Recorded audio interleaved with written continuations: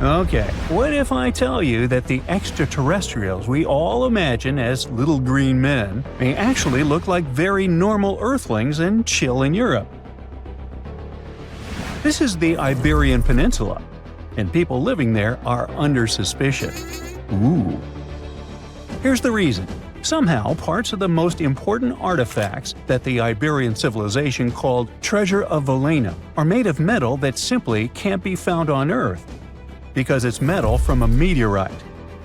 Now let's tackle this step by step. This is the artifact itself, and it's composed of 59 different objects. Bowls, bottles, and bracelets. Is there a pattern there with all those bees? In total, the find weighs around 20 pounds, of which 18 pounds are 23.5 karat gold. Now, if you're not a metal specialist, I'll clarify it for you right away. For comparison, 23 karat gold is 95.8% pure gold, so 23.5 karat is even purer. The remaining percentage goes to other metals to help add strength and durability to the precious alloy. There was also silver, iron, and amber in that set. The artifact could have been pretty straightforward, but for these two, let's call them imposters. Look at this wrought iron bracelet and this hollow hemisphere. Can you see that? Those rusty lines on the hemisphere and the overall weird color of the bracelet do stand out, since everything else is made of purest gold. This all started back in 1963, when a researcher noticed a dark leaden metal among the shiny bowls and bottles. The metal was shiny in some areas and covered with a ferrous-looking oxide that was mostly cracked. Now, just so you understand, gold does not usually act this way. Gold is one of the least reactive of all metals, so it won't even tarnish, let alone rust. To figure out where this suspicious iron came from, researchers turned to mass spectrometry, which checks out the mass-to-charge ratio of molecules. Their findings showed that the nickel in the iron is similar to that found in meteoritic iron. Simply put, the bracelet and the hemisphere are of extraterrestrial origin. Ooh. Now, the exact age of the trove is hard to determine, yet it's crucial. We need to know the exact age to see if it coincides with the start of the Iron Age in the Iberian Peninsula. If it does, then no further questions here. But if it doesn't, well, it's, at the very least, weird, if not suspicious. So there's this three-age system. It comprises the Stone Age, then the Bronze Age, and then the Iron Age. The Stone Age is of no importance here, so let's compare the Bronze and the Iron Ages. The Bronze Age began when it was realized that combining copper and tin produced a material that was more durable than either metal alone. This era was all about major upgrades in tools and weapons, but two standout inventions were writing systems and the wheel. Then came the Iron Age. This time was all about slowly bringing iron into everyday life. Iron was way easier to shape into cool designs than bronze. Now, this was a big deal, because iron, especially transformed into steel, provided significant improvements in all aspects of life. Tools became lighter, cheaper, and stronger compared to their bronze equivalents. You get it? Good. So, researchers have long debated whether the treasure dates back to the post-Archaic era or the latter part of the Bronze Age. The most recent study claims that those artifacts were created in 1400 to 1200 BCE, and something really doesn't add up. First off, the Iron Age began around 500 years after these artifacts were crafted. Plus, ancient craftsmen couldn't know back then how to work with metals that landed on Earth approximately 1 million years ago. And while the dates are really hard to explain, there is a logical explanation for the craftsmanship. The theory here is that those metal workers simply had access to the fallen meteorite, and thus, they could study it well and discover its properties before using it for decorative purposes. They could have figured it out through trial and error, and once they knew exactly how to work with this extraterrestrial metal, they proceeded to adorn the artifacts with it. Plus, there were the Phoenicians, who contributed to their craftsmanship. Now, it's true that the Iberian people have been processing metal and making pottery long before the Phoenicians settled on the peninsula. But the arrival of new metalworking techniques and the introduction of the potter's wheel enabled them to produce better quality goods much faster than before. So, we figured out the extraterrestrial origins of the Iberian artifacts. But guess what? This area is still under suspicion. The reason for that is the language they spoke. You see, for most modern languages people use today, there will always be some proto-language. Say for Italian, Spanish, and French, it's Latin, hence their similarities.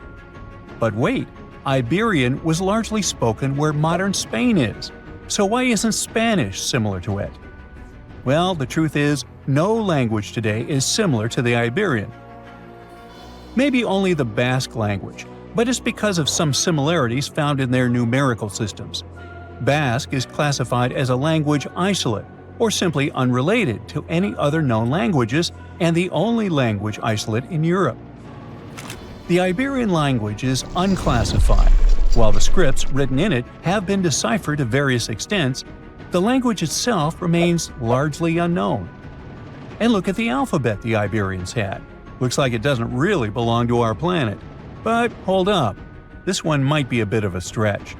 When the Phoenicians came to the peninsula, they brought along their alphabet to the Iberians. But honestly, the Iberians probably weren't keen on just copying someone else's writing system, so they tweaked it until it looked completely different. Let's just say they took some inspiration and ran with it. While linguists can guess to some extent how most characters sounded, actually translating the language is still completely impossible. The Iberian language was non-Indo-European and faded away over 2,000 years ago. And there aren't any similar languages left to help us out. Super frustrating, right? Yeah. We got over 2,000 Iberian inscriptions from tombs, coins, potteries, lead plates, and even cave wall carvings. But aside from a handful of words, we're totally in the dark about what they mean. Now, if we could understand their language, we might have learned that they were great thinkers and all, but we can only contemplate the works of art they left. Iberian culture has a lot of amazing stuff made by talented artisans. We're talking about not just metalwork and ceramics, but also detailed sculptures, textiles, jewelry, and other personal bling. But here's the catch. Making all those luxury items depended a lot on a big farming class. At the heart of Iberian society, most folks were involved in farming and taking care of livestock. Depending on where you were, the types of farming varied. For example, up in the north, they were all about growing grains, while down in Valencia, they focused on producing olive oil and other agricultural aspects. In the west, raising animals was the name of the game. Still, we don't have much information about the day-to-day lives of the many people doing this essential work. Yet, on the flip side, we know a lot about the upper class of Iberian society, who control these agricultural resources and hire the artisans. By the 7th century BCE, we start to see a group of Iberian princes who were living the good life, trading with the Phoenicians and enjoying fancy luxury items. You can spot this elite class in their burial practices.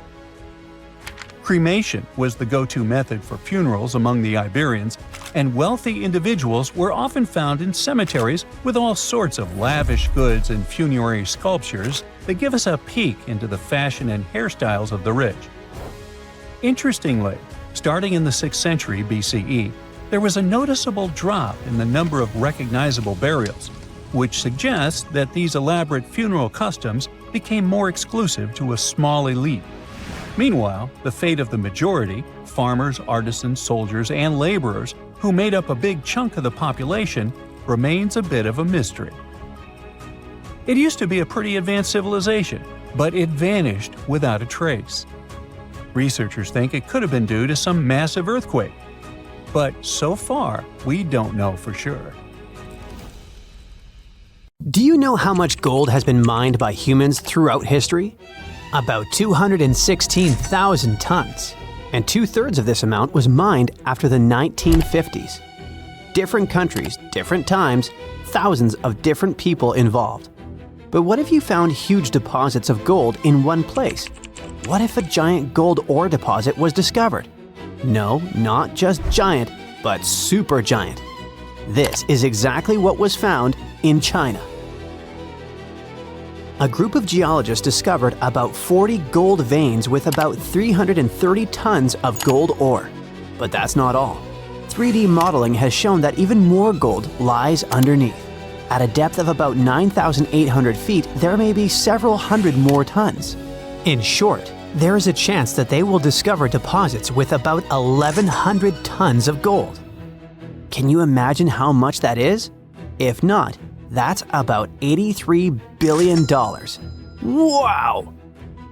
Experts say that this deposit contains approximately 4.9 ounces per ton of ore.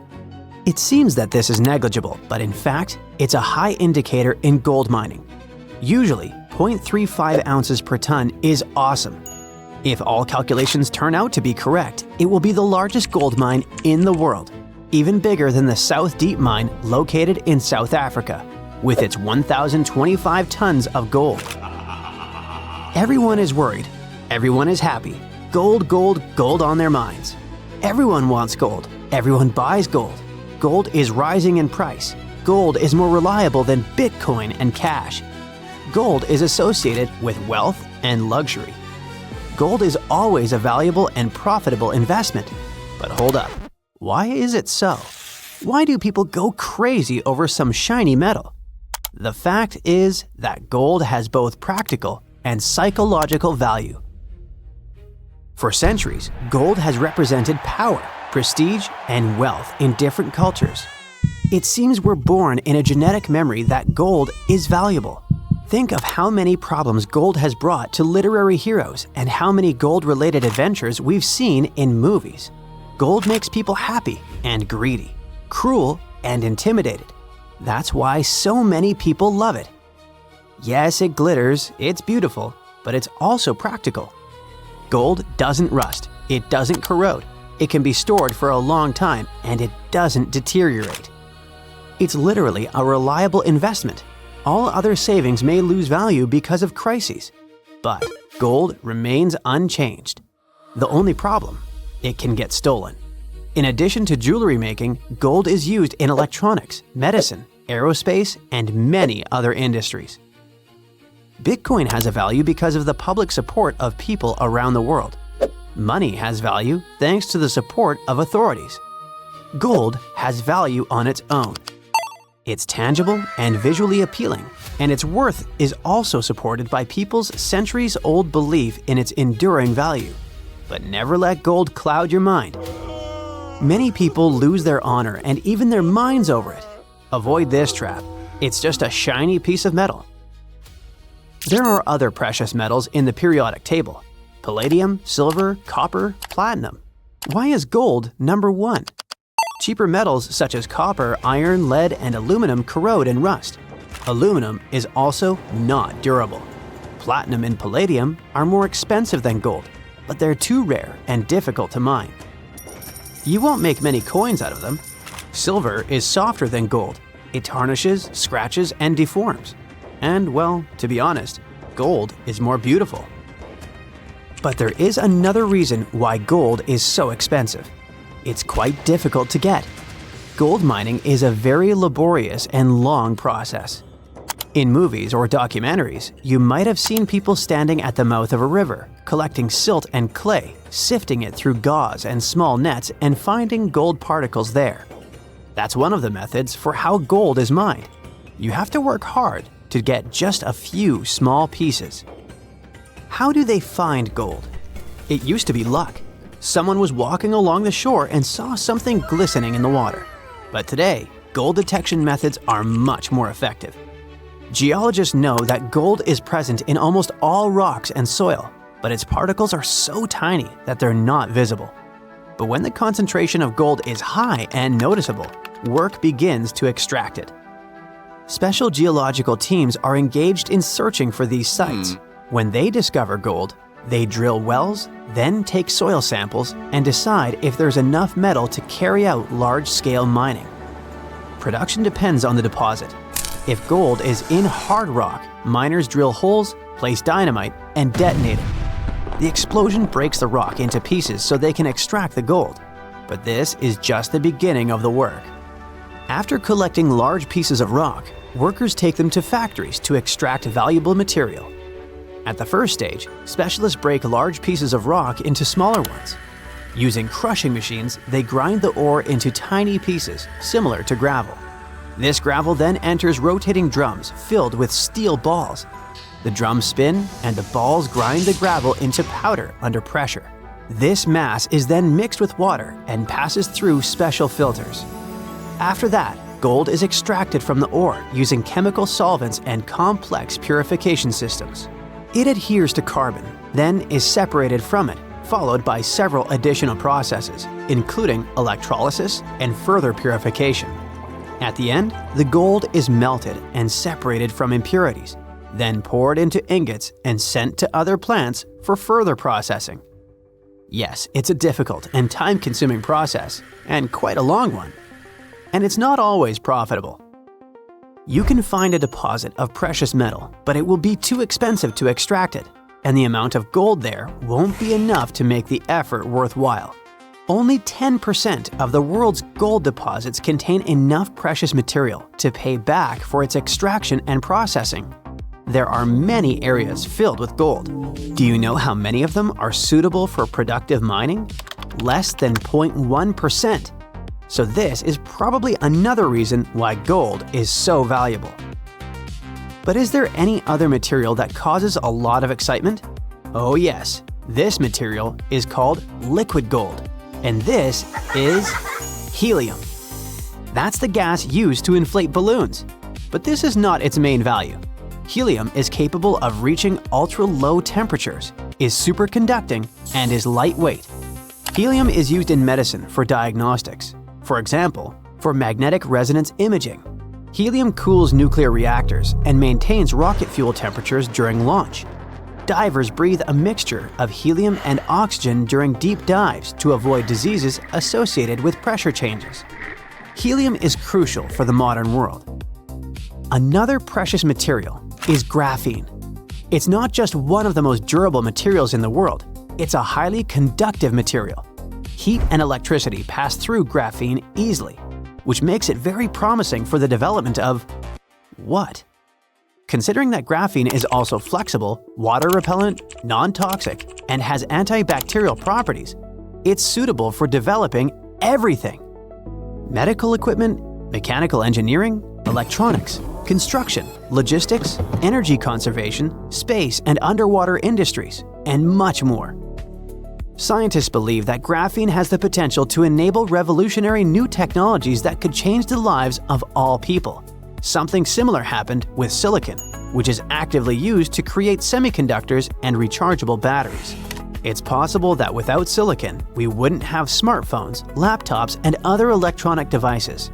Graphene may also lead to a new technological leap.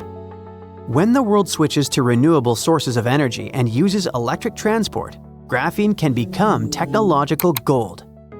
During tests, graphene batteries have shown that they charge more than 70 times faster than regular ones and last 3 times longer. At the same time, they're cheaper and environmentally friendly. Okay, that sounds cool, but where do we get this graphene? It's obtained from graphite, which lies in the bowels of the Earth. One of the largest graphite deposits is located in South Australia. 200 million tons of high-quality graphite. It sounds like it could be enough for the entire planet. Archaeologists just found the remains of a lost city from thousands of years ago, hiding in southeastern Europe. They were sure that it was nothing more than an old defense outpost, but new digs are changing that big time. They now believe the site might actually be the lost capital of an ancient kingdom of Lynkestis that has to do with Alexander the Great, the man who changed history. The ruins are near a small village called Cernobuki in North Macedonia. You can find mentions of them from 1966, but nobody really dug into them until about 15 years ago. At first, they found just a few ruins and thought it was a guard post used to spot Romans coming from the west. But now, a team of scientists went back with high-tech equipment and found proof this place wasn't just a tiny outpost. Researchers managed to look under the ground and found that the Acropolis the ruins sit on, which is a flat hilltop, has enough rooms and infrastructure to host a full-on city inside the fortress walls. It covers about 2.8 hectares and around 10,000 people lived here at its peak. Researchers also found a textile workshop and plenty of artifacts, including a coin from the time of Alexander the Great and with his image, axes, game pieces, and an oil lamp, and even a small ceramic with a heart motif. One of the coolest finds is a reusable clay theater ticket, which was unique to North Macedonia. This means there was also most likely a theater here, and it could be in one of the large buildings. Experts used to think that the city was from the time of King Philip V, but now, thanks to the coin and especially the ancient tools and broken pottery that were found, they believe people might have lived there during the Bronze Age. Lynkestis and the rest of Upper Macedonia had some pretty intense weather with freezing, rainy winters, and super hot summers. Life there wasn't easy, and most of the time, it was all about surviving. The people who lived in the area were mostly nomadic herders, and they had to move around depending on the season. They traveled with their flocks of cattle, goats, and sheep, always looking for the best pasture lands. Back then, Macedonia was kind of like the outsider of the Greek world. It was part Greek, but powerful city-states like Athens and Sparta didn't really accept it. Thanks to this position on the edge, Macedonia had the chance to mix Greek traditions with local culture. Eventually, they took over and changed the whole ancient world under kings like Philip II and Alexander the Great. The new discoveries at Cernobukki show us how connected and powerful ancient Macedonia really was, especially since the city sat along trade routes to Constantinople. Big historical figures like Octavian and Agrippa might have passed through the area on their way to clash with Cleopatra and Mark Antony. The place could also be the lost capital of the ancient kingdom of Lynkestis or Lyncus. Some experts think that a major city in Upper Macedonia could be where Queen Eurydice was born. That powerful lady gave birth to Philip II of Macedon, who took over Lynkestis in the 4th century BCE. The kingdom of Macedon became independent, and thanks to it, the son of Philip II, Alexander the Great, later became the king of the Macedonian Empire. That man totally lived up to his name. In just 13 years, he created one of the biggest empires in history, stretching from Greece all the way to Egypt and India. And he managed to do all that before passing away at just 32 years old. Researchers plan to dig deeper into this important site to learn more about the early civilizations of Europe. This incredible discovery was possible thanks to LiDAR.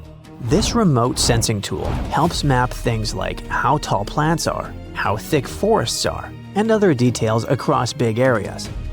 LiDAR is an active system, meaning it creates its own energy, in this case light, to scan the ground. A laser fires super fast pulses of light that shoot down to the ground and bounce off things like buildings and tree branches. The LiDAR sensor then catches the reflected light and records it. The system measures how long it takes for the light to go from the laser to the ground and back. This is called the two-way travel time. That time helps figure out the distance the light traveled. Then, using that distance, the system can figure out the exact elevation of different spots. Scientists recently found another lost city using the same technology. This one, called Giangola, was hiding beneath the dense jungles of Mexico for 600 years. All this time, researchers believed there was just an abandoned fortress there. There was no way to go and see until recently, when they used LiDAR and got a 3D model of the area in just 2 hours from a plane. Giangola was built in pre-Columbian times between the years 1350 and 1521. It covered 360 hectares and had over 1,100 buildings, 2.5 miles of defensive walls, and a whole network of internal roads. The city had a well-planned urban layout with temples and ball courts and separate neighborhoods for the elites and commoners. It was a crucially important place for the Zapotec people, a group that had lived in the area since around 600 BCE. In Giangola, families lived together in homes with big patios in the middle, surrounded by rooms. As families grew bigger, they would add more rooms and expand their homes. Since Giangola was surrounded by mountains, the locals tried to use every piece of land on the slopes that was good enough to build a house. They even used natural drainage of the area to have water, and they must have been great at construction, as many of their constructions are still standing today. But at some point in the beginning of the 16th century, they didn't have enough fresh water and good farmland to grow food, and moved away to nearby Tehuantepec. Archaeologists plan to learn more about how the Zapotecs were organized, how they ruled their cities, and how they interacted with the Spanish when they arrived. They plan to study all 1,170 buildings found in the LiDAR scan, and it'll take a few years. Another recent find, made with the same groundbreaking tech, is a massive city that lay hidden beneath the thick green canopy of the Amazon rainforest. A whole network of houses, plazas, roads, and canals was hiding in the shadow of a mighty volcano. Many scientists thought that ancient Amazonian people lived in tiny huts and cleared patches of land to survive. But this city, built 2,500 years ago and inhabited for nearly 1,000 years, debunked that theory and changed everything. Now, researchers think tens of thousands or even hundreds of thousands of people lived in complex urban societies. They scanned the area and found that 6,000 rectangular platforms, each about 66 by 33 feet and 6 to 9 feet high. These structures were arranged in clusters around central plazas that had straight roads with perfect right angles and paths connecting them. One of the roads was an impressive 16 miles long. Building straight roads like this is way harder than just going with the landscape. Some of these roads may have had great spiritual or ceremonial significance. The civilization was thriving thanks to rich soil from a nearby volcano. But the same volcano may have also led to its downfall. Researchers also found signs of threats to the cities, such as ditches that blocked entrances to the settlements. Maybe some people living nearby were trying to get in. The next step for the scientists will be to study the adjoining 116 square miles to know more about this large, complex society that could be bigger than the well-known Mayan cities in Mexico and Central America. Back in 1912, British newspapers were buzzing with one bold claim: the first humans appeared in Britain, not Africa. It felt like history itself had been rewritten, and everyone bought into it. Crowds cheered, scientists raised their glasses, and the tiny village of Piltdown in Sussex suddenly became the spotlight for what was hailed as the greatest evolutionary discovery ever. It all happened thanks to this guy, Charles Dawson, a curious amateur archaeologist who was dreaming of making a name in science. He claimed he had found bone fragments of a transitional creature between apes and humans. Dawson teamed up with Arthur Smith Woodward, a respected geologist from the Natural History Museum, and together they assembled fragments of skulls, teeth, and even primitive tools. They unveiled their find, the Piltdown Man, to the Geological Society, and for decades everyone believed it. Textbooks even rewrote human evolution around it, and entire generations memorized it as pure truth. But here's the twist. In 1949, new technology to determine the precise age of objects came along, and things just didn't add up. Tests showed that the skull was only about 50,000 years old, not hundreds of thousands. Then came an even bigger shock. The skull and jaw didn't even belong to the same species. Someone had combined a human skull with the jaw of an ape, probably an orangutan.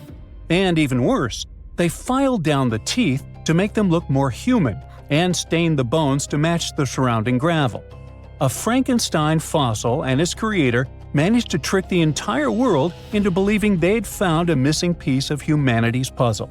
So Dawson went down in scientific history, but probably not the way he was hoping to. And he wasn't the only one. Some did it for money, others for fame.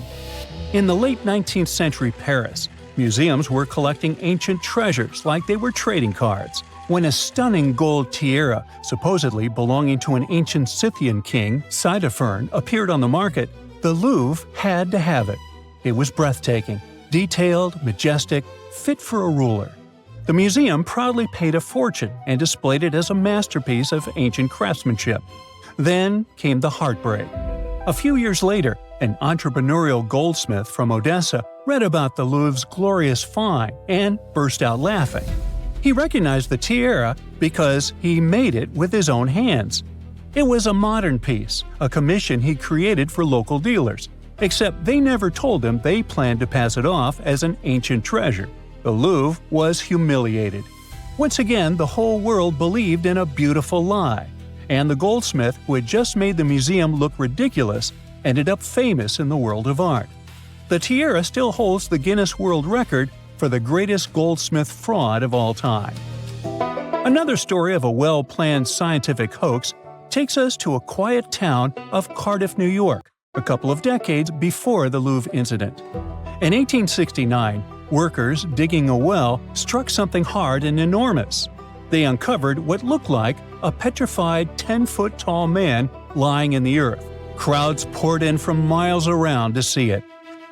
Preachers called it proof of the biblical giants mentioned in Genesis. Scientists debated whether it was fossilized or divine. Within days, the Cardiff giant became a sensation. People paid good money to see it, 50 cents a ticket, which was a lot back then. Later, it turned out that a man named George Hull carved the mysterious giant from gypsum after an argument with a Methodist reverend.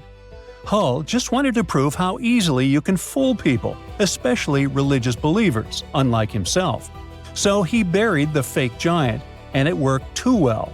Even after experts exposed the hoax, visitors didn't care. They kept coming because they wanted to believe. Over time, the giant changed ownership several times. You can now see it at the Fenimore Farm and Country Village Museum in Cooperstown, New York. Well, speaking of museums, you might have seen crystal skulls that glow under light, presented as sacred artifacts from Mesoamerican temples. Yes, that skull from an Indiana Jones movie with ancient Aztec powers or even extraterrestrial energy. So, museums displayed such skulls proudly until scientists at the British Museum and the Smithsonian decided to give them a closer look. And what they found shattered the myth. They found that the skulls were made with modern rotary tools and abrasives that ancient carvers didn't have. In other words, someone in the 1800s or 1900s made them using modern machinery and fooled the world. They weren't messages from deities or some advanced creatures from space, just very fancy paperweights that tricked so many people into believing in some ancient superpowers. Well, let's jump several decades closer to the present day, shall we? In the 1960s, Yale University revealed what looked like a discovery that could rewrite world history: a 15th century map showing North America labeled Vinland. It meant Vikings had mapped America long before Columbus. The headlines were sensational. The idea was romantic. Explorers crossing icy seas century before Europe even knew America existed. But something just didn't add up. The parchment was generally medieval, but the ink wasn't. Decades of testing revealed it contained titanium dioxide, a pigment invented in the 20th century. In 2021, Yale confirmed it. The Vinland map was a modern forgery, drawn over old parchment to make it look ancient. It wasn't proof of Viking genius, but rather of human cleverness on one side and the tendency to be easily persuaded on the other. And when we speak of persuasion, you don't have to try too hard when a really trustworthy source like National Geographic shares something, right? Well, in 1999, it presented what it thought was the ultimate discovery: a fossil that bridged the gap between dinosaurs and birds. It was called Archaeoraptor, and it was going to change everything we knew about evolution. The fossil came from China, and on first glance, it was perfect. A dinosaur tail, bird-like wings, and bones that seemed to tell the story of flight's evolution. But soon, paleontologists started whispering. The bones didn't quite line up. CT scans revealed the ugly truth. It was literally glued together from parts of different species. A dinosaur tail from one fossil, a bird body from another. Someone had Frankensteined the fossils to make a more valuable specimen. The embarrassment hit hard, especially for National Geographic, which had built an entire story around a fake the world liked to believe. Now, if you think scientific hoaxes are all in the past because of all the 20th century high-tech, here's a surprise for you. In 2020, the Museum of the Bible in Washington, D.C. made a stunning confession. All 16 fragments of its prized Dead Sea Scroll collection were modern forgeries. They'd spent millions acquiring what they thought were sacred 2,000-year-old texts, only to learn they were made of ancient leather painted with modern ink. The forgery was so advanced that even experts were fooled at first. But after detailed forensic tests, it became clear the holy relics were anything but holy. It wasn't just about money, it was about faith. Thousands of visitors had stood in front of those glass cases, feeling awe, reverence, and connection, only to learn it was a show built on lies. And finally, it's time for one of the eeriest hoaxes of all. In 2000, a mummy surfaced in Pakistan, claiming to be a 26-year-old Persian princess, the daughter of Xerxes. They found her in a gilded sarcophagus, wrapped in golden robes. Her face was eerily well preserved. Archaeologists were stunned, but something about her looked wrong. CT scans, linguistic analysis, and radiocarbon dating revealed the horrifying truth. The mummy wasn't ancient at all. She was a modern woman, and someone likely took her life and then mummified her to sell as a fake relic. Well, yikes. The story went from exciting to tragic overnight and broke many hearts. What was supposed to be a royal miracle turned out to be a human crime and yet another lie. All these stories have one thing in common: hope. People want to believe. They want to touch the past, to find proof that connects them to something bigger. Whether it's scientists looking for the missing link, museums wanting fame, or believers searching for signs of faith, we all crave wonder. History is full of tricksters, and sometimes the best stories come from the fakes that fooled us all. Deep beneath the soil in Scotland lies one of the largest Neolithic stones ever discovered. If it had been left above ground, it might have drawn more visitors than Stonehenge. But something strange happened. After excavating it, the archaeologists chose not to display it. Instead, they reburied it for good. Whatever they felt, whatever they saw, it was enough to seal the stone back into the earth. Why, though? I mean, we know Neolithic people drew and carved warnings and important pieces of information on stone. That's why the Cocknose stone was so intriguing when it was first discovered. It all began with Reverend James Harvey, a local minister who stumbled upon this enormous slab back in the 1880s near Clydebank, just outside Glasgow, Scotland. The stone was a typical sandstone, like the ones you'll find in Stonehenge. But it was a smooth type of sandstone that worked as a canvas. When Harvey found the rock, it was covered in swirling rings, deep grooves, and strange cup-like markings. Harvey must have recognized right away that this was no ordinary rock. It was a message from thousands of years ago. As a matter of fact, it was a message straight from 3000 BCE. Cockno means little cups in Gaelic. The ones who named it were literally describing what they were seeing: rings upon connecting rings. These drawings have sparked so many theories. Some experts see them as the earliest forms of written language, like abstract codes that predate words. And then there are those who think the stone holds a map of the sky, a way for Neolithic people to track the sun, moon, and stars. Like the pyramids of Giza, which some people believe are hauntingly aligned with the constellation of Orion. The cups and markings on the Koknos stone could be aligned with some special constellation. The most bizarre theory is the one that says the stone was used as a portal.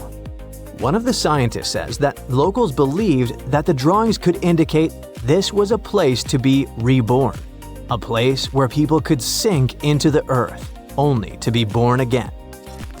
In this life or in the afterlife. If that were true, maybe that's why they hid it, right? Not quite. In the 1930s, an archaeologist named Ludovic Mann heard about the rock and decided to visit it.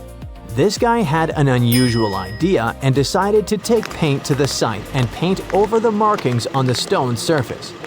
His weird idea had a deeper meaning though. He was trying to connect the dots, literally, and see if the stone worked as an ancient astronomical chart. He thought the carvings might predict solar and lunar movements, even eclipses.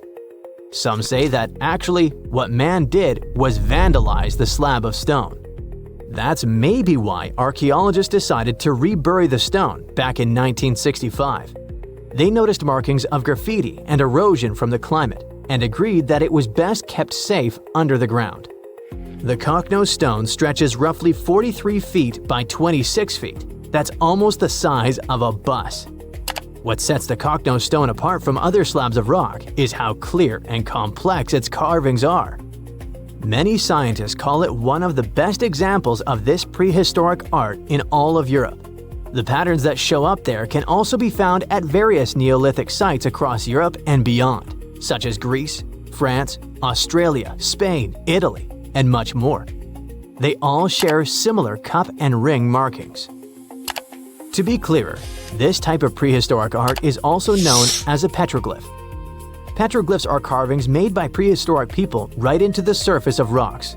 Instead of using paint, they chipped, scratched, or pecked at the stone to create images like animals, symbols, spirals, or scenes from daily life. Yet despite all the attention, no one has cracked the code on the Koknos stone. Instead, this is what happened. For a while, it rested quietly beneath the soil until it was dramatically unearthed back in 2016. I say dramatically because this decision shook the archaeological community. Archaeologists from the University of Glasgow decided to reopen the site to study the rock once again. But this time, instead of exposing it to the elements, they used drones and high-tech 3D scanning to capture every groove and swirl with shocking detail. The team created a digital replica so precise it could be studied without ever touching the real thing ever again. This new approach gave hope that one day the Koknos stone might finally reveal its secrets, or at least help us understand what Neolithic people thought was worth carving into stone and hiding beneath the earth. But this digital resurrection came with a price.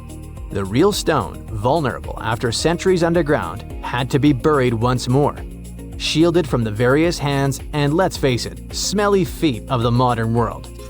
Now, the Koknos stone sleeps once again beneath the Scottish soil. Something needs to be clear here is that although researchers haven't decoded the symbols on this rock yet, they do know one thing. Neolithic rock art was a powerful form of communication and spirituality for ancient communities. These carvings were carefully etched onto rocks, scattered across hills, grazing lands, and near water sources.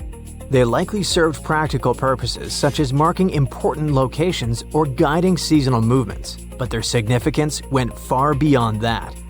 For Neolithic people, these carved stones were deeply spiritual, acting as connections to ancestors, natural forces, and sacred landscapes. The rocks carried meaning as part of a larger relationship between people and their environment.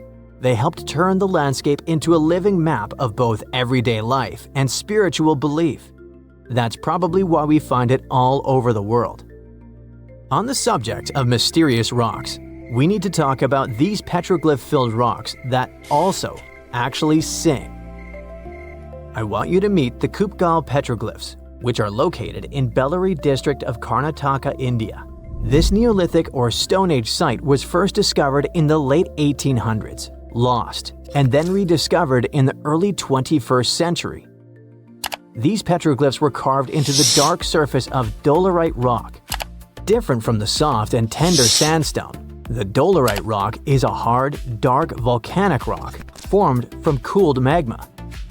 This fascinating rock art focuses mainly on cattle, specifically the long-horned humped variety we still see in the region today. These aren't just random doodles. Some of the cattle are drawn solo, while others appear in scenes facing off against each other, being ridden by human-like figures or surrounded by people with bows and arrows, maybe representing hunting or capture. Beyond cattle and humans, there are a few other animals like elephants, tigers, deer, and some abstract symbols like dogs, ladders, or footprints. But there aren't big narrative scenes. The most interesting thing here is that Kupgao, apart from being visually expressive and super important, also sings. Among its most unique features are the so-called rock gongs. These rock gongs are boulders with natural cup-like depressions that ring out like bells when they're struck with smaller stones, often called a hammerstone. What happens is that instead of emitting a dull thud, the rock sings. It's like Earth's own xylophone. This is a real phenomena that can also be found in other parts of the world. These so-called musical rocks emit resonant metallic tones that can be heard for hundreds of feet. Most rocks, when you hit them, don't produce sound because they absorb energy. But certain types of rocks, usually the harder ones, are more dense and at the same time elastic enough to vibrate when they're struck. In many ancient cultures, sound was used for more than mere entertainment. For many cultures, sound was used as a bridge to the divine. So researchers suggest that these gongs might have been used in spiritual ceremonies and gatherings. Now this bad boy was the size of a husky and could maybe pass for one, except it didn't have any fur and was a top predator with extra long blade-like canine teeth. Ooh, charming. Meet the earliest known saber-toothed animal to have ever lived. It roamed the Earth well before the dinosaurs. Scientists made the description of this creature based on its fossils found on the Spanish island of Majorca in the Mediterranean Sea. About 200 million years ago, none of us were around then, the very first true mammals appeared, and they lived right alongside the dinosaurs. But if we trace the family tree of mammals even further back, we'll find an ancient group called theropsids. They didn't look like mammals we have today, but they had some key features that would eventually help define mammals.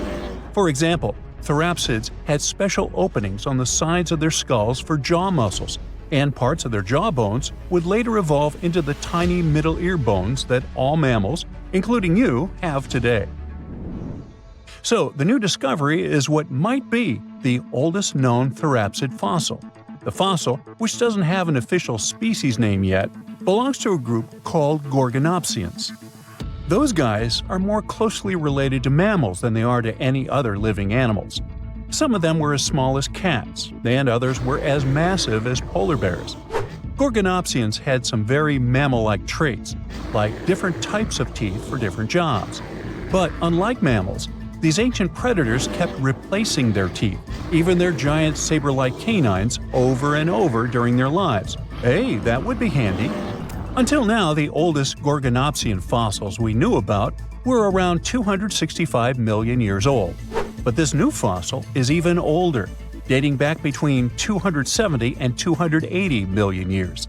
The find was super detailed and complete, including its sharp knife-like fangs, part of its jaw, pieces of its spine, ribs, tailbones, and toe bones, plus most of one of its back legs.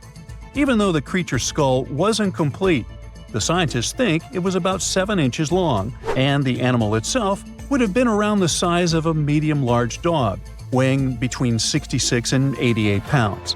But other than that, it didn't really look much like a dog. Even though it had some lizard-like features, calling it a lizard dog is totally wrong. Mammals and reptiles do share a super ancient ancestor from about 320 million years ago, but their evolutionary paths split a long time ago. When the newly found creature was alive, the island of Majorca was right in the middle of the gigantic supercontinent Pangaea. Back then, this area went through super wet and super dry seasons. Scientists have always wondered if major moments in mammal history happened in tropical places like this, but we just didn't have the right fossils to prove it. Now, with the discovery of the oldest known Gorgonopsian in Majorca, the missing pieces of the puzzle are coming together. It looks like some huge steps in mammal evolution could have happened in low-latitude environments we haven't explored much yet. The so-called gap in the fossil record might just be because paleontologists weren't looking in the right spots. Our hero of the day wasn't the only cool guy rocking the planet before dinos settled in. Over 500 million years ago, the weirdest predators to have ever existed ruled the oceans. The name is a bit tricky to pronounce, so I'm not going to. Okay, it's Anomalocaris, but it just literally means unusual shrimp. This creature looked nothing like anything alive today. Scientists think it was the first true apex predator, the orca of its time. Anomalocaris was massive for its era, as it grew up to 3 feet from its sharp grabbing arms to the tips of its tail fins. For a while, everyone thought trilobites were its go-to meal, but new research shows it wasn't strong enough to crack open trilobite armor. So instead, it was a speedy, agile hunter with awesome vision, and it often picked off soft-body animals that zipped through the open water. Now, another really cool creature from pre-dino times is a fish that could walk on land. Tiktaalik lived in marshy rivers that looked a lot like today's Amazon rainforest. It could grow up to 9 feet long, and it found its prey in rivers and inlets like a modern-day freshwater crocodile. It had a flexible neck and even some early versions of lungs, and thanks to them, it could survive both in water and out of it. Why fish like Tiktaalik started moving toward land about 395 million years ago is still a bit of a mystery. Around that time, the ancient supercontinent called Gondwana was drifting closer to the land that would become North America. This slow movement created lots of shallow, swampy habitats, which were perfect places for crocodile-like animals to thrive. Plus, these areas were near the equator, so they were warm and tropical.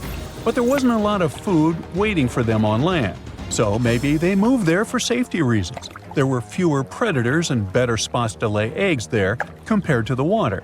Creatures first adapted to living in open water, then shallow water, then marshes and river edges, and only after a long, slow transition did they finally step fully onto land.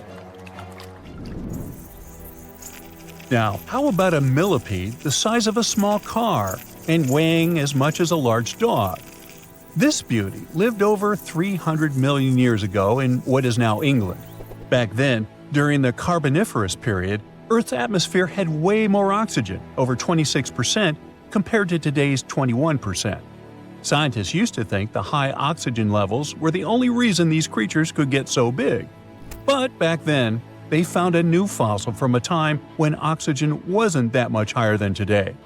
They discovered it purely by accident, when a boulder split just right and revealed one of the most complete and largest giant millipede specimens ever. This one could have lived not just in swampy areas, but also in open woodlands filled with tasty seeds, nuts, and maybe even small animals. There's a chance that this beast wasn't a slow, plant-munching crawler, but a predator that would snap up whatever it could find. After dominating the Earth for about 45 million years, the giant millipedes eventually vanished. Probably the reptiles pushed them out, clearing the way for the age of the dinosaurs.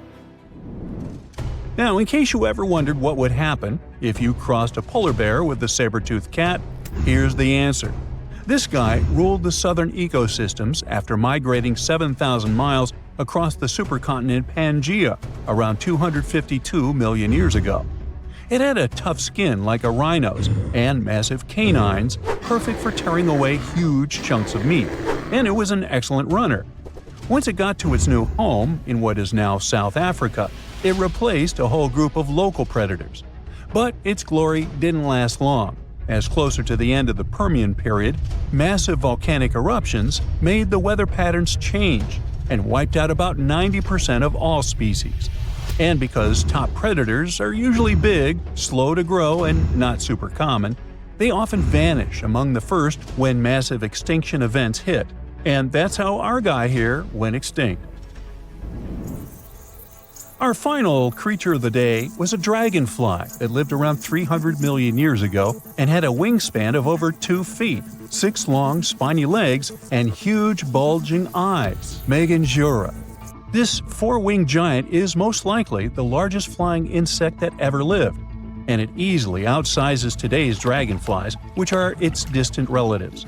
Like modern dragonflies, Meganjura like to hang out in open areas near ponds and slow-moving streams. But unlike today's dragonflies, it wasn't just catching tiny bugs. This guy was likely the top predator in these open spaces. It used the spines on its legs like a flying trap to snatch prey out of the air, including other flying insects, small amphibians, and even lizard-like creatures. Scientists found the first fossils of Meganjura in 1880 in the coal-rich rocks in France. The fossils were incredibly well preserved and showed off the detailed vein patterns in their wings. Scientists think Meganjura grew so huge because it didn't have much competition from vertebrates, and the air back then, during the Carboniferous period, had a lot more oxygen than it does today. This is a real human brain. Well, it was, until a hot cloud of ash turned it into glass.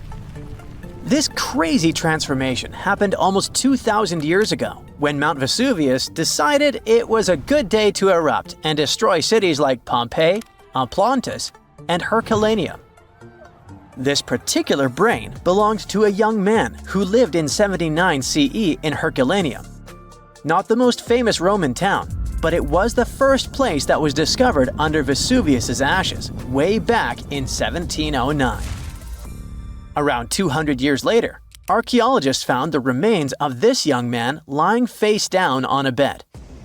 All the smoke and ash probably made him disoriented, so while most of the citizens of Herculaneum rushed to the shore, hoping to be rescued, the brain guy ended up trapped inside a building and passed out.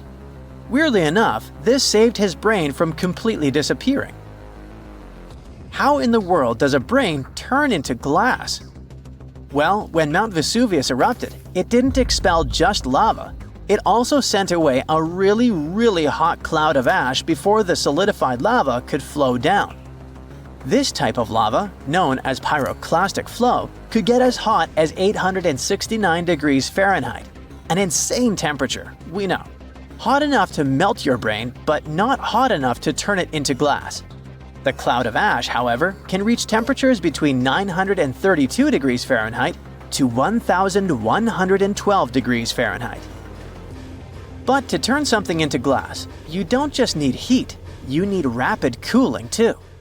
To put it simply, you have to heat something to a very high temperature until it melts into a liquid.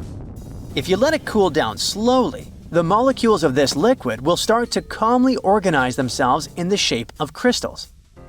But if this something cools down super fast, it will solidify in whatever shape the liquid was. It's like making ice cubes. If you pour water into a tray and stick it in the freezer, it will turn into ice because it cools down quickly. But if you leave the water out at room temperature, it'll just evaporate. This means that the brain melted due to a really high temperature, but before it could crystallize, for example, or just boil away, it got really cold. The flow from the eruption was not hot enough for this to happen, but the cloud of ash that reached town before the pyroclastic flow was hot enough to start this process, and fast enough to leave just at the right time. To figure out the exact temperature needed for this brain-to-glass transformation, scientists used a technique called differential scanning calorimetry. This fancy name basically means that they heat up glass shards to see when they start to change shape. They discovered that the cloud of ash had to be exactly 950 degrees Fahrenheit hot for the brain cells to start melting. Now, remember how I said this guy was inside a building, but most of the citizens were outside? Well, those people were also exposed to this drastic change in temperature, but they didn't turn into glass because they were not being protected by the walls of a building. The protection provided by the skull surely helped our guy, but it was not enough. And since other people didn't have the same protection, their brains basically poofed. And before you ask, no other parts of his body turned into glass. You see, you need some liquid for the glass-making process to happen. The brain has a lot of water and fat, which makes it a prime candidate for the glassification process. Yes, I've just made that word up. Other organs might have contained liquid, but they weren't as protected as the brain, so they were destroyed by the heat. And bones? Well, bones don't have enough liquid, so they just remained the same. The ones that didn't char, anyway. When the brain turned into glass, it looked a lot like an obsidian stone, a type of volcanic glass formed by the cool lava of a volcano. Even the forensic archaeologist who discovered this glassified brain thought it was just a stone at first. He was studying the bones of our hero when he noticed something shining inside of his skull, right in the middle of all the volcanic ash that filled it. To his surprise, this thing was way more fragile than obsidian and smaller too, with some fragments being only a few millimeters large. He only figured this was part of that guy's brain after he took the glass to the lab. With the help of a microscope, he discovered that this was not a stone but an organic tissue, which is basically cells that form our organs. This organic tissue was made by protein, a molecule produced by living things like animals and plants. And this was not just any protein. This one was specific to the human brain because every organ is made of different types of protein. The researchers also found nerve cells preserved inside this glass, complete with the tendrils that help them receive and send messages. The microscope also showed what was left of myelin, a fatty substance that gives a speed boost to the messages traveling along the nerves. This isn't the first time scientists discovered preserved human brains. In fact, more than 4,000 brains have been found since the 17th century. It may not look like a big number, but keep in mind that finding only the brain preserved in a skeleton while the other organs are gone is not that common. You see, the human brain is actually the first thing that decomposes when we're 6 feet under, and it usually turns into liquid. When scientists stumble upon a human brain, it's usually dried, frozen, or literally turned into soap. A brain can be dehydrated if a person perishes in a place that is very hot, like a desert. Frozen brains are found, obviously, in places that are super cold, like polar tundras. A brain turned into soap may sound weird, but the saponification process is not that rare. You need a lot of fat and oils to make soap, and the human brain is filled with this. It's a complex process, but if you find a brain that turned into soap, it must have been buried in a place that is very wet and has little oxygen. Back in 1982, for example, construction workers found dozens of human skeletons in a pond in Florida. They were all 8,000 years old, and 91 of them actually had their brains still somewhat intact. And by intact, I mean they turned into jelly soap. During the 2000s, the brains of 45 people were found in Spain, preserved because of this saponification process. This discovery helped researchers understand the chemical composition of the brains and even the weather conditions of the moment when these people passed away. Scientists also discovered two 3,700-year-old brains in Turkey that belonged to a middle-aged man and a teenager that were trying to escape an attack on their city. This time, the brains turned into charcoal because of a super hot fire. And even though their skulls preserved the brains in this state, the heating and cooling process was probably not intense enough to glassify them. But this? It's the first time in history that scientists have found a brain that naturally turned into glass. It's like finding a unicorn, but in a more scientific way. So what does this discovery mean? Well, for starters, it gives us a glimpse into the lives of those who existed such a long time ago. Secondly, it taught scientists an amazing way to preserve the human brain. It also shows just how powerful nature can be. Powerful enough to turn a brain into glass, but delicate enough to preserve it for thousands of years. So, let's give a shout out to the young man who unknowingly contributed to science. He probably had no idea that his brain would one day be the star of a groundbreaking discovery. His tragic end has given us a fascinating peek into the past. You're heading to Spain with a team of archaeologists to try to find some ancient artifacts. You get lucky and uncover one of the greatest treasures of the Iberian Bronze Age. Iberian refers to the Bronze Age culture of Portugal and Spain. So you find and unearth coins, jewelry, vases, vessels, and two pretty strange items. One is something like a part of a scepter, and the other resembles a bracelet. And you know what's strange about them? They're connected with space. In 1963, several miles away from the city of Villena, Spain, scientists discovered the treasure of Villena, one of the most significant gold hoards from the Bronze Age. Interestingly, are there bronze treasures from the Golden Age? Never mind. All the gold found dates back to sometime between 1500 and 1200 BCE, except for that scepter and bracelet. They were made by inhabitants of another planet, so their production date is unknown. Okay, that's a joke. However, a small part of this joke is true. When scientists studied the found gold, they discovered that those two items were made of iron. So what, you might think? Well, the catch is that in the Bronze Age, people didn't mine or manufacture iron. Work with this metal began around 850 BCE, about 400 to 700 years after the creation of the treasure of Villena. How is this possible? A clue to this mystery can be found in ancient Egypt. In the tomb of Pharaoh Tutankhamun, an iron dagger was found, which was also made of similar iron. But this dagger was much more valuable than all the others. And that's because it was made from a space object, a meteorite. Yeah, that bracelet and scepter were also made of meteoritic iron.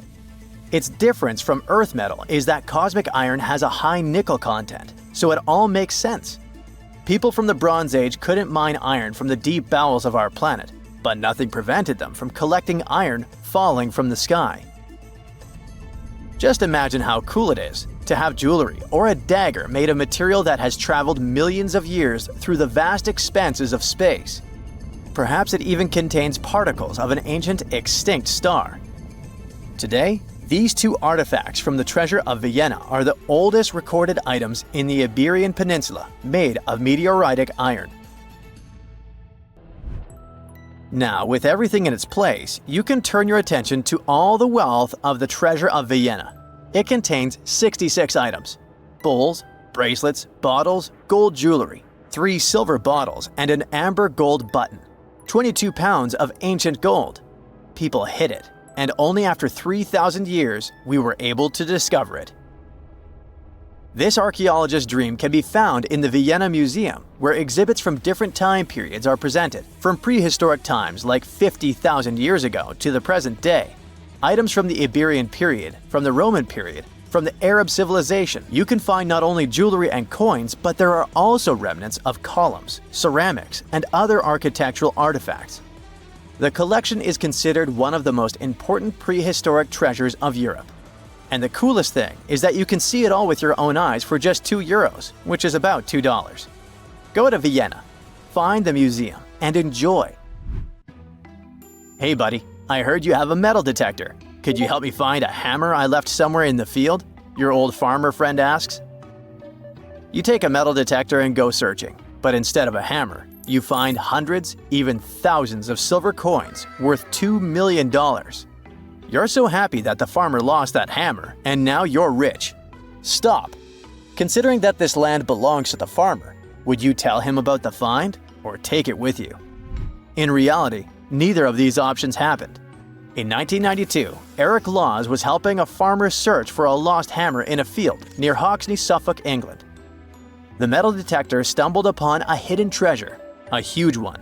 There were silver spoons, gold jewelry, more than 500 gold coins, and about 14,000 silver ones. Eric Laws accidentally discovered the largest collection of gold and silver from the late Roman period in Britain.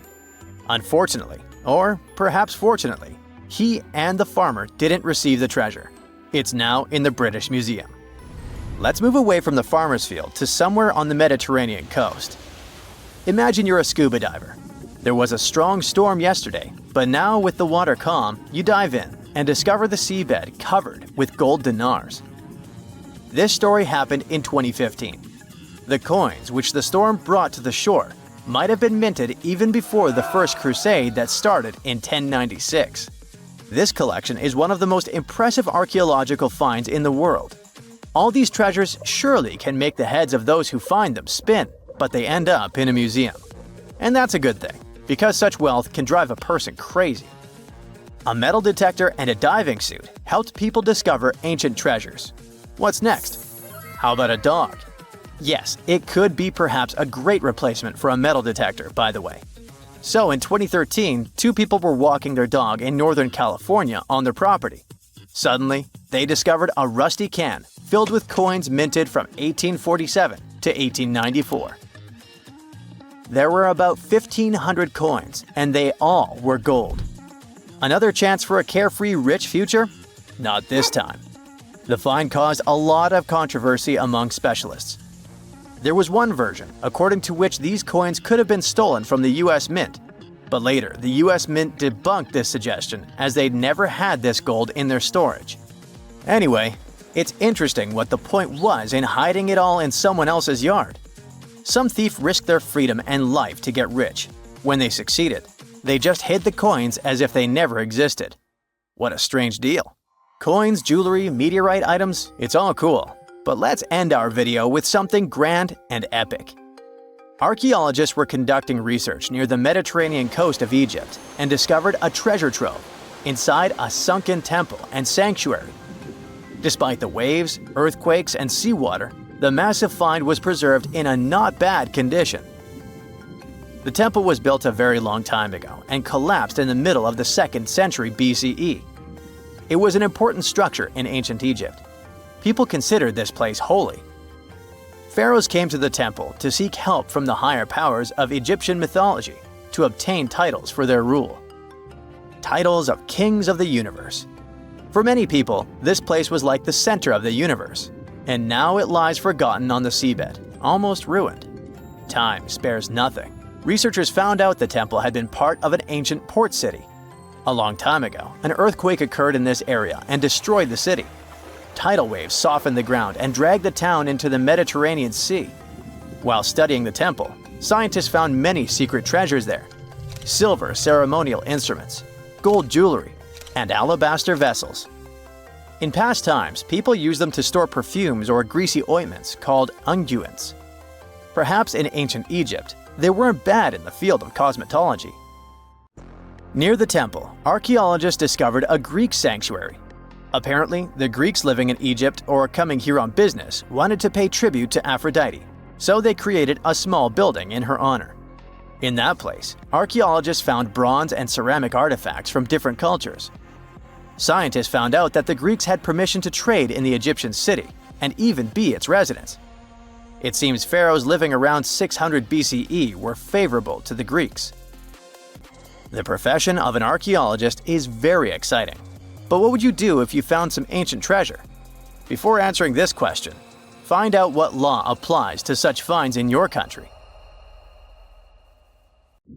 A Portuguese archaeologist just discovered a bunch of sunken ships filled with gold, including a Spanish galleon with 22 tons of gold and silver. This much gold today is worth about $2 billion, and this is the money from one ship alone. Archaeologist Alexandre Monteiro made this discovery almost by accident. He was studying some documents when he found some information about a ship that went missing in 1615, and he decided he wanted to find it. After many years, Alexandre found not just this specific ship, he actually discovered 8,620 shipwrecks in the waters of Portugal alone. Out of this number, 250 are gold-filled shipwrecks, a discovery that would make any Jack Sparrow shake in his boots. Most of these ships went down for boring reasons like the weather, but sometimes they were destroyed in battles, which may or may not have been super epic. They were carrying gold and other treasures from the New World to Europe, and of course, everyone wanted a share. Alexandre had been studying historical shipwrecks for 30 years now, so he has discovered many ships that went down in somewhat glorious ways. In 1816, for example, a ship of one of the richest men in Portugal sank in Australia. with an insane amount of 66,000 silver coins. This was the first ship from Portugal to ever plunge in the waters of Australia. The bad news is that these ancient sunken vessels, filled with riches and epic stories, are not so easy to reach. They're deep down in the ocean and covered by sand. You could still try, but that would be stealing part of a country's history. And you wouldn't want to be that person, would you? Naturally, Portugal was not the only country that explored the seas back then. The coast of Europe is packed with sunken ships filled with gold. In fact, there are about 1 million historical shipwrecks underwater right now, and the treasures abandoned under the sea might be worth around $60 billion. It's an insane amount of money, but let me tell you that these gold-filled sunken ships aren't really worth the hassle. There are many stories of maritime treasure discoveries that turned into insane lawsuits and even long jail time. Our first story starts in 1746, when a violent storm crashed a ship called Prince de Conti near an island in Brittany. The ship was filled with tea, ceramics, and 100 gold ingots. Of course, the owners of the ship tried to save the loot, but if it's not easy now, imagine how it was back in the 18th century. It took more than 200 years for the vessel to be found. It finally happened in 1975, when a group of French men discovered it and decided to take pretty much every valuable thing they could find. Now, I said these things were not worth the trouble for a reason. In France, if you find anything that can be historical, you must declare it to the local authorities within 48 hours. Fail to comply, and you will be committing something known as a crime. To be fair, our French friends here did declare their findings, but only the corroded cannons from the ship. And the gold? Well, they sold it. Obviously, because each gold bar is worth between $125,000 to $231,000. It took French authorities almost 50 years to retrieve the stolen gold, and they didn't retrieve all of it. Part of it was bought by an elderly couple living in Florida, and the crime is so serious they were charged for connection with money laundering, organized crime, and the trafficking of cultural goods. The poachers also sold some gold ingots to the British Museum collection. Now, let's go back to the 1850s, when a steamer called SS Central America traveled from Panama to California and back again. This was during the Californian Gold Rush, a time when 300,000 people moved to California to dig for gold. Because the travel route was not easy breezy, people needed to carry their gold around on big ships.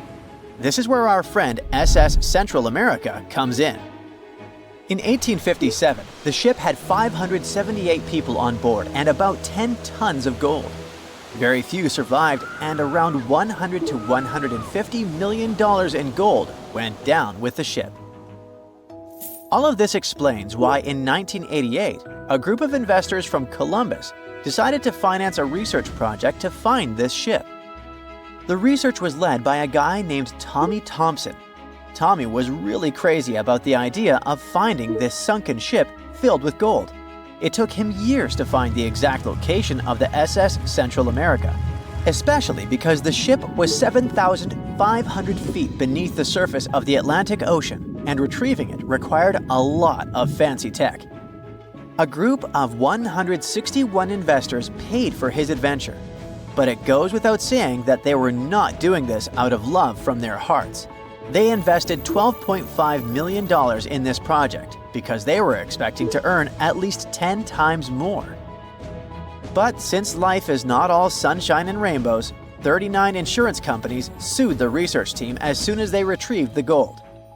Back when the ship was up and running, these companies insured the cargo of the SS Central America, and when the cargo was finally retrieved, more than 100 years later, they wanted to be compensated.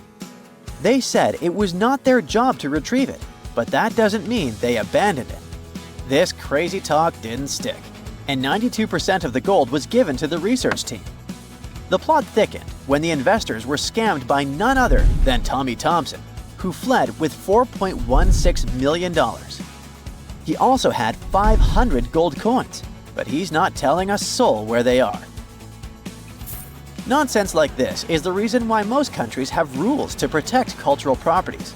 And yes, sometimes shipwrecks can be a cultural property. Obviously, there are many maritime treasure discoveries that happen without breaking any laws. The SS City of Cairo, for example, was a steamship that submerged in 1929 with 2,000 boxes of silver coins weighing 122 tons. A company called Deep Ocean Search retrieved the coins from a depth of 17,000 feet, which is 4,500 feet lower than the Titanic. 34 million pounds went to the UK Treasury, and the Deep Ocean Search also got a share. The good news here is that some of the coins can be bought by collectors, legally. Paying for a treasure is probably the closest you can get to an underwater archaeology find. I know, all I did was destroy your piracy dreams. But while raiding gold-filled shipwrecks may be a crime in most countries, or just financially impossible for us mere mortals, not all hope is lost. There is about $771 trillion worth of gold lying on the ocean floor, and it doesn't have an owner. It's like an underwater gold mine, except the gold is in the water. You know how the water of the ocean is salty? Well, the gold gets mixed with the minerals in the water, so it's not like you stumble upon a gold nugget on the beach. Each liter of ocean water has 13 billionths of a gram of gold, and it's very difficult to extract such tiny particles of gold from the water. But that doesn't mean people haven't tried, and, of course, there's been a scam here too. In the 1890s, a guy claimed he had invented a thing that would suck gold from the seawater. When he got enough money, he fled the country with the cash. If you really want to get some gold, you could try to extract it from the Earth's core, which has 1.6 quadrillion tons of gold. There's 16 times more gold in the Earth's core than what humans have mined in the whole of history. No hoax involved here, because nobody has dared to go down there yet. With archaeologists discovering gold-filled sunken ships out and about, maybe we can make our own maritime treasure discoveries, or at least save enough money to buy some silver coins. A girl, once and beautiful, ended up in a grave with a huge sickle across her neck. There were no signs of violence, no indications of any actual crime. Yet, someone was clearly terrified when they forced her into that grave. So scared that they even placed a padlock on the big toe of her left foot. They wanted her to stay in the tomb once and for all, fearing she might rise and take revenge on them. So, a whole community turned against a young lady who wasn't even over 20 years old, deeming her to be of ultimate danger. Do you see what I'm driving at? Let's test your historical knowledge. Who has been feared throughout human history to such an extent that commoners couldn't shake off that lingering sense of dread, even after their passing? If you say witches, warlocks, and vampires, you'd be completely correct. Just a little hint here. If you can't overpower someone physically, you can do it supernaturally. Well, that's at least what people used to think back in the 17th century. Not only was there a sickle and a padlock, but there were also signs of an attempt to twist the girl's corpse in the grave and turn it face down. This attempt had failed, leaving her spine buckled and twisted. By the way, the padlock wasn't necessarily meant to lock a vampire. It was more likely a talisman against evil spirits. That's a peculiar and, let's face it, very cruel way to bury someone. Yet it was a common practice for creating anti-vampire burial sites. The methods for preventing vampires from rising were quite elaborate. First off, let me introduce a term. Anti-vampire graves, known as revenant graves, date back thousands of years and have been found in various locations across Europe. Europe, you heard that right. Now before you say, hey, vampires are a Romanian thing, Dracula, duh, let me convince you otherwise. They are a part of all European folklore, meaning you can find references to them throughout Europe. With new settlements in America, vampire lore spread there too, eventually turning into the Twilight Saga. These anti-vampire burials are characterized by evidence of precautions taken to prevent those who bit the dust from rising, Such measures could include placing large stones on the deceased's legs or even piercing the body with a lance to fix it to the ground. To be completely safe, they could also consider removing the head from the torso. So, burying the body face down, cutting off the head, and pressing the body with a stone were the methods used to keep someone believed to be a demonic being from leaving the grave. Let's return to the poor lady, or rather, the girl. A couple of archaeologists, Dariusz Poliński and his partner, Magna Durodzka, who happened to be partners in both crime and life, stumbled upon her grave. Strangely, all of her 206 bones remained untouched. Yet no gravestone, no name, nothing. Just a lonely grave on a hill in northern Poland. Poliński, a professor of archaeology, and Zagrodzka began piecing together the story of the woman they eventually named Zosia. Carbon dating suggested she had been about 18 years old and had passed away about 350 years ago during a chaotic time in Poland's history. There is little documentation about this graveyard, which seemed to serve as a resting place for individuals marginalized by the community. Was Zosia a poor girl who had been marginalized because life forced her into the worst situation a lady could face? Not really. As the archaeologists delved deeper, they stumbled upon some hints that indicated she might have hailed from a rich family. Her burial featured a stylish bonnet, and the delicate silk along with shiny silver and gold threads found with it suggested that it was part of an elegant headdress. This all pointed to the idea that she had some serious status or wealth. But the way she was buried indicated her outsider status in the village of Pien. Perhaps her presence there was unwanted, hence the idea of her being a vampire, backed up by the manner in which she was forced into the grave and held there. By analyzing the structure of her skull and extricating DNA from her skeleton, scientists created a reconstruction of what her face might have looked like. The specialists meticulously reshaped Zosia's likeness using modeling clay on a 3D printed model of her skull, which proved to be a deeply moving experience. They remarked that while they often worked on face reconstructions, in this case, they also sought to restore her dignity. Utilizing these three methods, the team reconstructed Zosia's 400-year-old face, revealing the human story buried beneath supernatural beliefs. It's ironic, isn't it? First, people tried their hardest to make the world forget her face and prevent her from ever coming back. 400 years later, people did everything they could to bring her back to life. Her picture now is all over the internet, yet we will never see the faces of those who buried her. Alas, this reconstruction project only allows viewers to visually connect with Zosia, but her true story remains a mystery. But what we know for sure is that people who were deemed vampires were badly discriminated against, to say the least. Rumor had it that hungry vampires would even steal people to quench their thirst. Let's use math to prove this rumor wrong and prove that Zosia wasn't one of them. Back in the year 1600, there were only 537 million people worldwide. Yeah, this data may not be very accurate, but it's pretty close to reality. A physicist, Kostas Eftimiou, calculated that if a vampire had been drinking one person's blood each month, humanity would have faced extinction within a few years. Starting with one vampire and a population of 537 million in 1600, this math shows we'd have no humans left by July 1602. But here we are now.